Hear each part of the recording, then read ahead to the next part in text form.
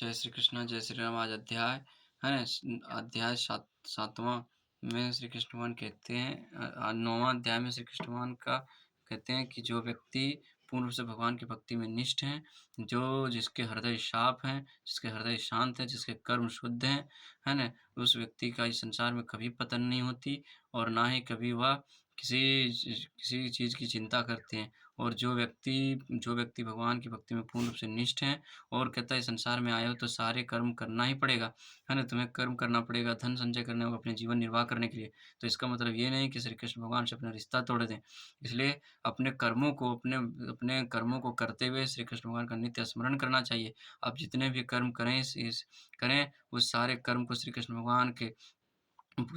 भगवान के अनुकूल होना चाहिए, ना कि प्रतिकूल। आप ऐसा कोई कर्म ना करें जो श्री कृष्ण भगवान से संबंध ना हो, उसके प्रतिकूल हो, है ना? आगे कहते हैं श्री कृष्ण भगवान कि श्री कृष्ण भगवान को जो शुद्ध भक्त प्रेम पूर्वक अन्न, जल, पुष्प, है ना? पत्र समर्पित कर देता है प्रेम हृदय के साथ, वह श्री कृष्ण भगवान उसे तुरंत स्वीकार करते हैं। और जो व्यक्ति मांस भक्षक हैं, जो मांस, मछली इत्यादि को सेवन करते हैं, खाते हैं, वह व्यक्ति पाप को ही खाते हैं, वह व्यक्ति को कभी जीवन से मुक्ति नहीं मिल सकता। इसलिए भगवान की भक्ति करने के साथ-साथ आपको सात्विक भोजन आहार करनी चाहिए।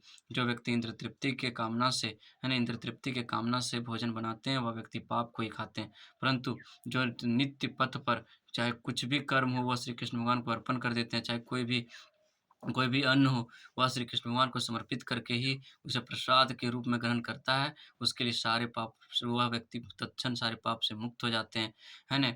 और क्या कहते हैं श्री कृष्ण भगवान आगे कहते हैं कि जो व्यक्ति पूर्ण रूप से भगवान की भक्ति में निष्ठ है, वह कभी असफल नहीं हो सकता, वह उसको उसे सफलता अवश्य मिलती है। परंतु जो व्यक्ति कर्म बंधनों में बंध करके संसार के कार्य कर्मों में लीन है और वो भगवान से अपने नित्य संबंध को भूल चुका है, वह व्यक्ति पाप के समान ही है। तथा सारे यज्ञों का मुख्य प्रयोजन है श्री कृष्ण भगवान को पूजना, है ना? सारे वेदों का मंत्र श्री कृष्ण भगवान को पूजना है। परंतु जो व्यक्ति तत्क्षण लाभ के लिए देवों की उपासना करते हैं, देवों की पूजा करते हैं, वह व्यक्ति कुछ पल के लिए स्वर्ग में तो जाते हैं, परंतु कुछ जब उसके पुण्य फल नष्ट हो जाते हैं, तो पुनः इस धरती पर मृत्यु चक्र में बंध जाते हैं। इसलिए श्री कृष्ण भगवान कहते हैं कि अगर तुझे वैकुंठ लोक जाना है, अपने जन्म से चक्र मृत्यु से मुक्ति पाना है, तो पूर्ण रूप से भगवान की भक्ति में निष्ठ हो जाएँ, है ना? भगवान की भक्ति करें, है ना? कहता है जो हर एक जीव-जंतुओं में श्री कृष्ण भगवान का नित्य दर्शन करता है, वही व्यक्ति अपने आत्मा में संतुष्टि का अनुभव करता है।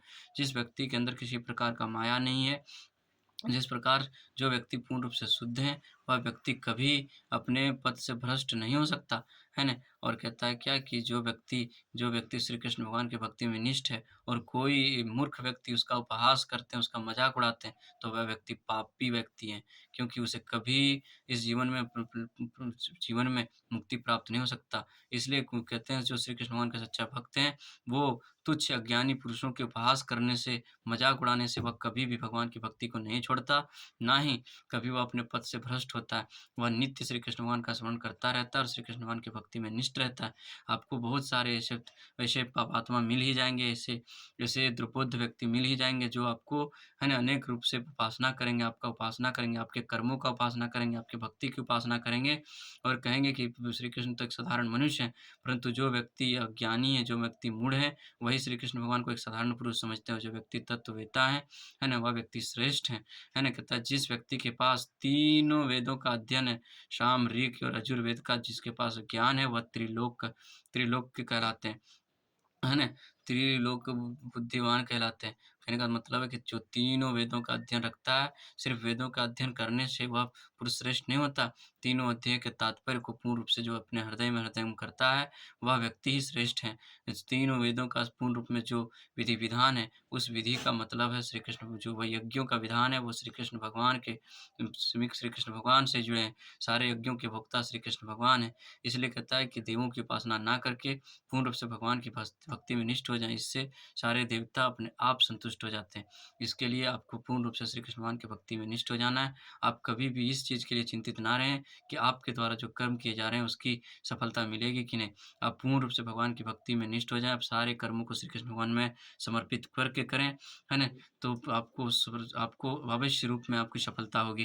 कहता है जो व्यक्ति सात्विक नहीं अन्न बनाते हैं, स्वादिष्ट भोजन बना करके और सबसे पहले श्री कृष्ण भगवान को अर्पण करके ही उसको ग्रहण करते हैं, वह व्यक्ति शुद्ध आत्मा है, वह व्यक्ति हमेशा आत्मा में आनंद का अनुभव करते हैं। लेकिन जो व्यक्ति इंद्र तृप्ति के लिए मांसाहारी और या प्रतिकूल भोजन को अपने अपने स्वीकार करते हैं, वह व्यक्ति पाप ही खाते हैं, उस भक्त को कभी श्री कृष्ण भगवान प्राप्त नहीं हो सकता। इसलिए कहते हैं श्री कृष्ण भगवान की हमेशा दूध, सब्ज़ी, है ना? फल इत्यादि का ही ग्रहण करनी चाहिए, ना कि हमें मांस, मछली इत्यादि मांसाहारी को ग्रहण करनी चाहिए। इससे हमारे मति भ्रष्ट हो जाते हैं। जो व्यक्ति मांस, मछली, है ना, इत्यादि का सेवन करता है, ग्रहण करता है और इंद्र तृप्ति के लिए करता है, उसकी मति भ्रष्ट हो जाती है, उसके ज्ञान को श्री कृष्ण भगवान हर लेते हैं, उसके ज्ञान, है ना? उसके ज्ञान भ्रमित हो जाते हैं और वह कभी अपने जीवन में सफल नहीं हो सकता। इसलिए अपने जीवन को अगर सार्थक बनाना है, सफल होना है अपने जीवन में, तो पूर्ण रूप से भगवान की भक्ति करें, उसके आश्रय में अपने आप को, है ना? अपने आप को लगा दें, तभी आप पूर्ण रूप से शुद्ध हैं। आप इस संसार में आए हैं, तो ऐसा नहीं कि बिना कर्म किए आप रह सकते हैं। आपको अगर बिना कर्म अगर आप इस संसार में आए तो आपको नित्य कर्म करना होगा, परंतु इसका मतलब ये नहीं कि आप कर्म में इतना विभोर हो जाएँ कि आप श्री कृष्ण भगवान से अपने नित्य रिश्ता को तोड़ दें। आप श्री कृष्ण भगवान से अपने नित्य संबंध को भूल जाएँ। जो व्यक्ति ऐसा करता है, वह व्यक्ति सफल होते हुए भी असफल व्यक्ति है, क्योंकि वह व्यक्ति के पास ज्ञान की पर्याप्त मात्रा नहीं होती और जो व्यक्ति भगवान की भक्ति में निष्ठ हैं, जो वेदों के सारे सारे तात्पर्य को जानते हैं, जो तत्व के वेत्ता हैं, जो सारे तत्व के ज्ञानी हैं, जो परतत्व के ज्ञानी है, जो परमात्मा को अपने नित्य हृदय में स्मरण करता है, उसका रसानंद करता है, उसका, है ना, नित्य दर्शन करता है, वह व्यक्ति अति महान है और संतुष्ट है। हर एक पदार्थ में, हर एक वस्तु में श्री कृष्ण भगवान विराजमान हैं। आप ये ना सोचें कि हम जो कर्म कर रहे हैं, जो पाप कर रहे हैं, वो किसी के द्वारा नहीं देखा जा रहा है। आप जितने भी कर्म कर रहे हैं, वह सभी श्री कृष्ण भगवान देख रहे हैं। इसलिए आप वैसा कर्म ना करें जो भगवान के प्रतिकूल हो, है ना? और वही कर्म करें जो भगवान के, है ना, अनुकूल हो और अपने जीवन के लक्ष्य प्राप्ति के लिए पूर्ण रूप से भगवान की भक्ति में निष्ठ हो जाएँ। आप इस संसार में आए हो, तो इसके लिए आपको बहुत सारी चीज़ों की आवश्यकता होगी और सारी आवश्यकताओं को पूर्ति करने के लिए एकमात्र श्री कृष्ण भगवान है। कहता है जो भगवान कहते हैं कि जो मेरे पूर्ण रूप से आश्रय ले लेते हैं, उसको मैं किसी चीज़ की कमी नहीं होने देता और मैं उसे संपूर्ण चीज़ों का मैं उपलब्धि कराता हूँ। इसलिए अगर भक्त जीवन में अगर सफल होना है, तो भगवान की भक्ति में निष्ठ हो जाएँ, 4 भक्तों के साथ रहें, वैसे लोगों के साथ रहें जो भगवान के सच्चे भक्त हों, वैसे व्यक्ति के पास ना रहें, जो भगवान की भक्ति में उपासना करता हो, उपहास करता हो, उसके व्यक्ति पर विश्वास ना रखता हो, वैसे व्यक्ति के साथ कदाचित ना रहें। कहते हैं कि 4 नशेबाजी के साथ रहने से आप भी अगला नशेबाजी बन सकते हैं। इसलिए अगर जो मूढ़ व्यक्ति है, जो अज्ञान व्यक्ति है, जो भगवान की भक्ति को नहीं जानता, जो विषय वासना में संलिप्त हैं, उस व्यक्ति के साथ कदाचित ना रहें और हमेशा श्री कृष्ण भगवान के आश्रय को ग्रहण करें और सारे कर्मों को श्री कृष्ण भगवान के चरणों में समर्पित करके ही करें और सारे कर्म को शुरू करने से पहले श्री कृष्ण भगवान का नाम लें और सारे सारे भोगों को उपभोग करने से पहले श्री कृष्ण भगवान को भोग लगाएँ। सारे यज्ञ करने से अच्छा है कि श्री कृष्ण भगवान का एकमात्र यज्ञ करें, है ना? श्री कृष्ण भगवान, श्री विष्णु का नाम कीर्तन करने से हृदय हमेशा शुद्ध रहते हैं और हमेशा शुद्ध रहने के कारण वह हमेशा आनंद में विभोर रहते हैं और उसे कोई चीज़ की कमी नहीं होती है। इसलिए भाइयों, इसलिए बंधुओं, आपसे नम्र निवेदन है कि श्री कृष्ण भगवान की भक्ति में विभोर हो जाएँ और जो भगवान की भक्ति में निष्ठ है, उसे मूढ़पूर्वक उपासना ना करें, उसके साथ रहें। आप भक्ति आप नहीं कर सकते, तो इसका मतलब ये नहीं कि आप इसका उपहास करें। आपके पास वक़्त नहीं है भगवान की भक्ति करने के लिए, तो आप ऐसा नहीं कि भगवान को नीच कहें। भगवान एक सर्वश्रेष्ठ हैं और भगवान के अधीन ही सृष्टि चलता है। सारी सृष्टि के निर्माता श्री कृष्ण भगवान स्वयं हैं और विनाशक भी स्वयं हैं। इसलिए देवलोक में जो देवों को पूजते हैं, देवलोक में जाते हैं, जो असुर को पूजते हैं, वो असुरलोक में जाते हैं, है ना? जो भूत को पूजते हैं, भूतलोक में जाते हैं, जो पितृ को पूजते हैं, पितृलोक में जाते हैं। तो क्यों ना हम विष्णु को पूज करके, श्री कृष्ण भगवान की पूजा अर्चना करके हम पूर्ण रूप से वैकुंठ लोक को प्राप्त हो जाएँ, जहाँ पर जाने पर कभी संसार में पुनः नहीं आना पड़ता और हमेशा इस जीवन मुक्ति से हमें हमें इस जीवन से मुक्त हो जाते हैं। कहते हैं वैकुंठ लोक में जो एक बार चले जाते हैं, वहाँ श्री कृष्ण भगवान का स्वयं का प्रकाश है, वहाँ श्री कृष्ण भगवान का विग्रह है, वहाँ सच्चिदानंदमय है, वहाँ श्री कृष्ण भगवान का खुद ज्योति है, प्रकाश है, वहाँ किसी प्रकार की सूर्य की ज़रूरत नहीं होती, ना ही किसी प्रकाश की ज़रूरत होती है।